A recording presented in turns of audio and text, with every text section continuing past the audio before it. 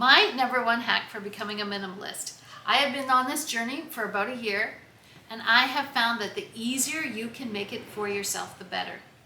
I have a box. This box is always in the trunk of my car.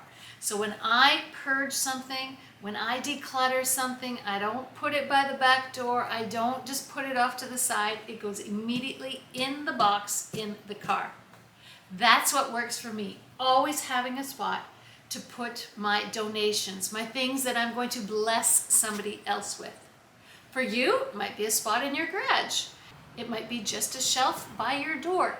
Anywhere you can, if you can corral and have a spot, a box, a bag, whatever works for you, that you know that is where you're going to put your stuff to donate, then you're done. Easy peasy. Once it's full, off it goes to the donation store. Once it's full, off it goes to the thrift store.